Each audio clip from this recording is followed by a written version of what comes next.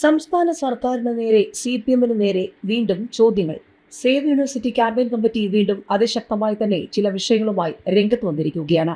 സാങ്കേതിക വിദ്യാഭ്യാസ ഡയറക്ടറേറ്റ് പെരുമാറ്റച്ചട്ടം നിലനിൽക്കെ ഇഷ്ടക്കാരെ ഡയറക്ടറായി നിയമിക്കാൻ നീക്കുമെന്നുള്ള റിപ്പോർട്ടുകളാണ് ചർച്ചയാകുന്നത്.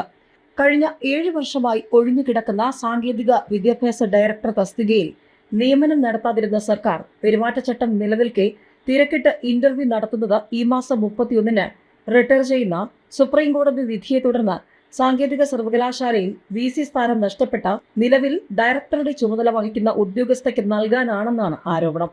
പെരുമാറ്റച്ചട്ടം നിലനിൽക്കുന്നതിന്റെ പേരിൽ ഒഴിവുള്ള ലോകായുക്ത, ഉപലോകായുക്ത, മനുഷ്യാവകാശ കമ്മീഷൻ ചെയർമാൻ, ഇൻഫർമേഷൻ കമ്മീഷണർമാർ തുടങ്ങിയ അനിവാര്യ പദവികളിൽ നിയമനം നടത്താൻ തയ്യാറാകാത്ത സർക്കാരാണ് 7 വർഷമായി ഒഴിഞ്ഞുകിടക്കുന്ന ഡയറക്ടർ തസ്തികയിൽ തിരക്കിട്ട് നിയമനം നടത്തുന്നത്.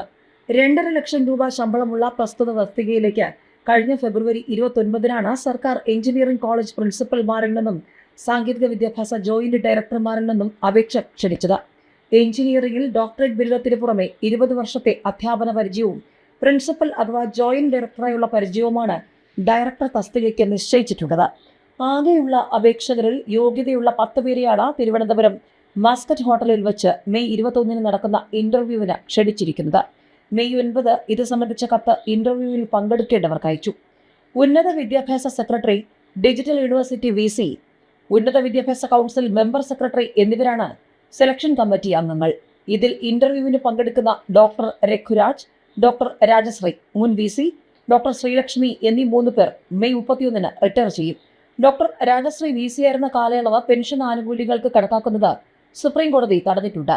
7 വർഷമായി ഒഴിഞ്ഞുകിടക്കുന്ന ഡയറക്ടർ തസ്തികയിൽ പെരുമാറ്റച്ചട്ടം നിലനിൽക്കെ തിരക്കിട്ട് ഇന്റർവ്യൂ നടത്തുന്നത് ഈ മാസം സർവീസിൽ നിന്നും വിരമിക്കുന്നയാൾക്ക് നിയമനം നൽകുന്നതിനും അതുവഴി ഉയർന്ന ശമ്പളവും പെൻഷൻ ആനുകൂല്യങ്ങൾ നൽകുന്നതിനും വേണ്ടിയാണെന്നും ഈ നടപടി മൂലം ഖജനാവിന് ലക്ഷങ്ങളുടെ അധിക ബാധ്യത ഉണ്ടാകുമെന്നതുകൊണ്ട് കൂടുതൽ സർവീസ് ദൈർഘ്യമുള്ളവരെ ഡയറക്ടറായി നിയമിക്കുവാൻ തയ്യാറാകണമെന്നും ആവശ്യപ്പെട്ട് save university campaign committee chairman RS ശശികുമാറും സെക്രട്ടറി M ഷാജർ ഖാനും മുഖ്യമന്ത്രിക്ക് നിവേദനം നൽകി.